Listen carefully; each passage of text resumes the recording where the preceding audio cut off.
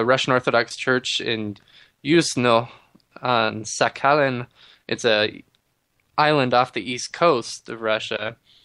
It's over by Japan almost. And he walked into the church, shot a nun, one of the worshipers, and wounded 6 more people. And then just stood there till the police came and surrendered. No motive there either, but unusual for Russia. How so? They don't have a lot of shootings. And when they do, they're crime related, not the random shooting I mean, I hate to say it this way, but we see a lot. Well, not a lot, but we see all too often in the States, where someone goes into a mall, a church, or wherever to take out a vendetta on one person or just random. Mm-hmm. They don't have that kind of violence. It's still more the mob types violence. Along that, Mexico, I've talked about it in the show before, the vigilantes in Mexico. This actually happened almost 2 weeks ago, but it didn't get talked about last week, and I wanted to at least mention it. Was the vigilantes in Mexico has brought them in under the army, an agreement between them and most of the rural defense groups, as the vigilantes call themselves.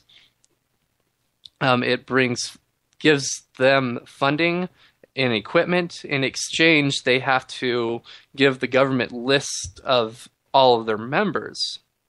But they are now official when they're fighting the cartels, not this group of vigilantes that has had a couple instances of exchanges of fire with government forces because the government was trying to disband them and disarm them in a couple states. And they arose because they were tired of the cartels running most of Mexico.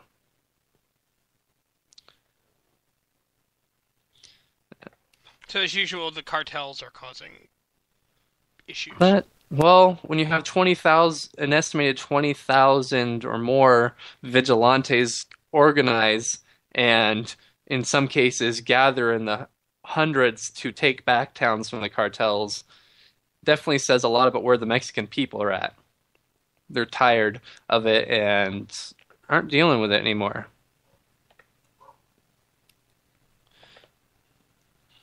But yeah, I it's do definitely, like it that they are stepping up. yes.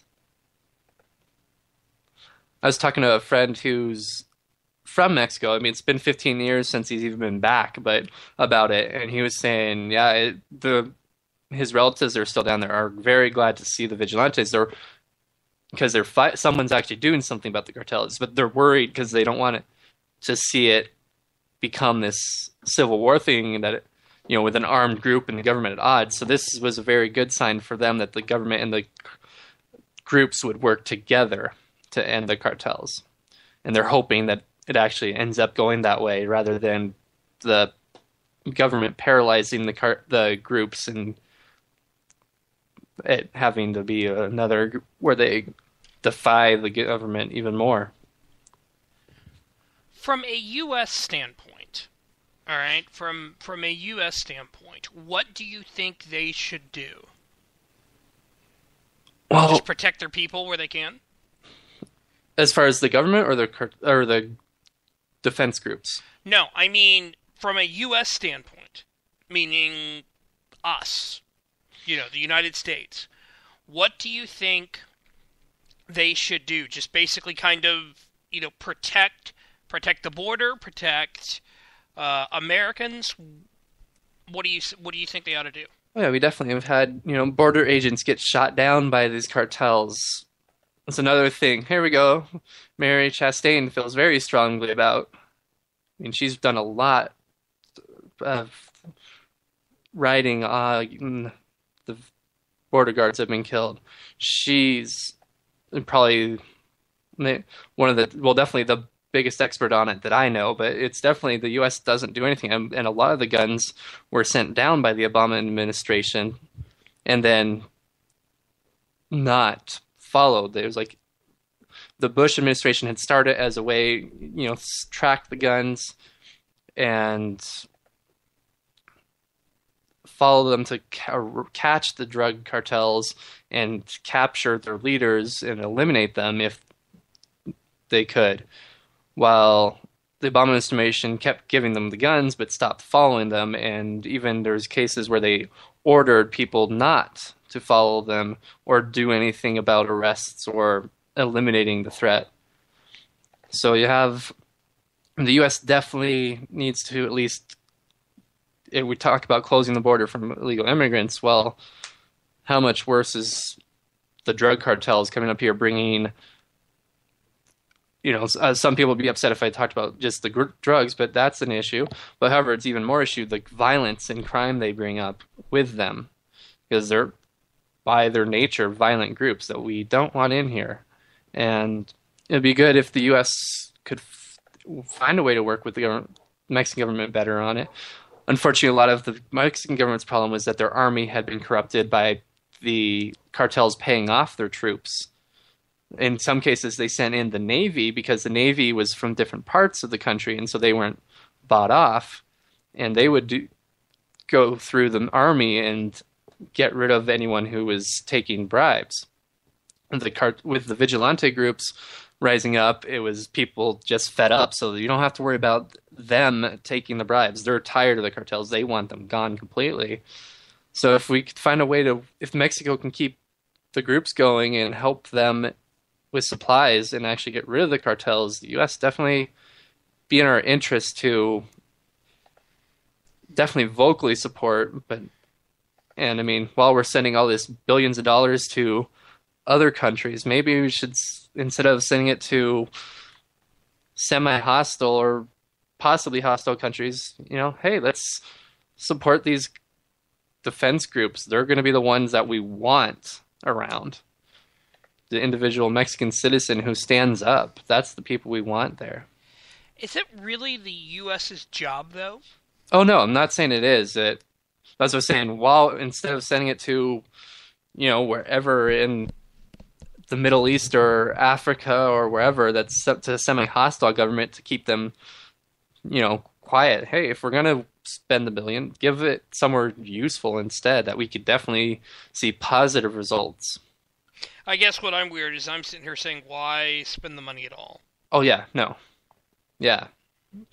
I'm definitely think that way too, but I'm just saying if we're going to, might as well find a good cause to give it to. Yeah.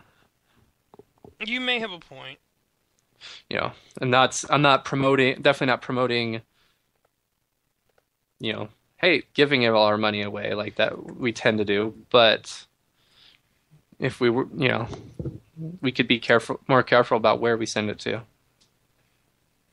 And that could be a good step towards cutting back what we give and choosing more carefully could be a good step to eliminating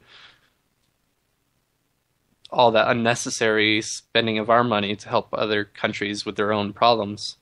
And then having our president discuss about how, other countries need to take care of themselves.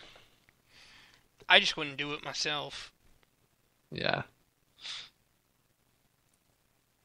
But that's me going all, anti-federalist, libertarian. And before I forget, I only speak for myself. I don't speak for Jonathan. I don't speak for Liz. I don't speak for the people I work for. I don't speak for the people who are under me or at the same level as I am. I don't at all. I speak for myself and myself only. Just to get that covered. I was waiting for that. Well, It's the Taylor automatics thing. I have to be careful. Well, speaking of places to be careful in, also in Turkey, we had the protests on Saturday against new rules that were passed by Parliament, which give the government greater power over the internet. Under the new laws, the government has the ability to shut down websites within an hour without reason. Demonstrators accuse the government of trying to limit the voice of any opposition, but the government says the laws will be used to protect individual privacy. The protests were not liked by the police, so the police started firing tear gas and water cannons to clear them out. At that point, they responded with rocks and fireworks. A few people got injured, but the police did clear out the demonstration. Speaking of countries we give lots of money to. Always a good, well, yeah. Always nice to know where the money's going to, right? Yeah, right? And for the last, let's see, since Wednesday, protests have been going on in Sarajevo. They calmed down a little bit as the Olympics started because people are preoccupied with that, but there are still some going on, and there's hundreds of people have been injured in those protests. Police have been using rubber bullets, water cannons, and tear gas in exchange with the rocks and fireworks and other things that the protesters are throwing at them. Police were unable to clear out those protesters. A lot of the injured are police, and in fact, in that case, the main cause of anger there is high unemployment. Bosnia-Herzegovina is dealing with unemployment rates around 40%, and the people are just, well, they have nothing else to do. To some degree. I mean, they could possibly find something else to do, but with 40% unemployment, that's a lot of people not doing anything and pissed off that they don't have the money to do anything.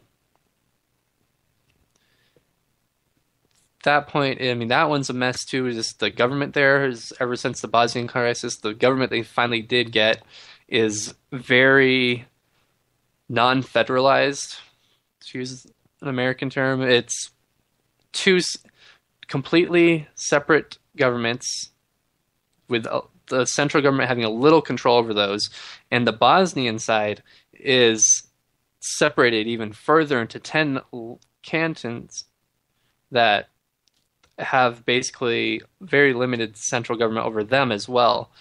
So to get anything accomplished is ridiculous. I mean, this is worse than the United States under the Articles of Confederacy that were used under the first 10 presidents before the Constitution and George Washington.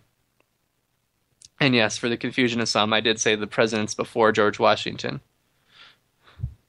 If you want to, I can talk about that at some point later if you ever want to catch me on Twitter and Facebook. The presidents before George Washington? Tell you yes. What, how about we do this? How about you mention that after the break? All right, we can do that. Because I'm kind of curious about that. So, we'll be right back. This is Next with Jonathan Sangster here on Vigilant Liberty Radio. Mr. President, members of Congress, you've been making a lot of noise about taking our guns away. But you might want to review history. 1835, Gonzales, Texas Territory. The authorities wanted to confiscate the big gun that protected that colony. You know what the people said? Come and take it. Because they were willing to fight for their freedom and their guns. So are we. Come and take it if you want it. Come and take it if you think you can. Come and take it, but I warn you, you'll have to pry it from my cold dead hands. We want the freedom that God gave us, so you best not cross that line. If you want this gun, you gotta come through us and take it.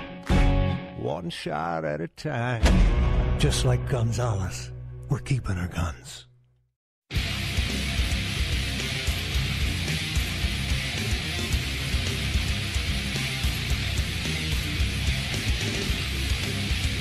If you think paying for food stamps is more important than paying for veterans, you might be a liberal.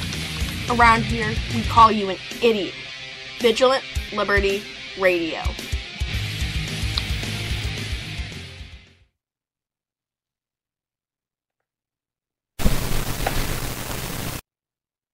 And we're back here on Next with Jonathan Sangster.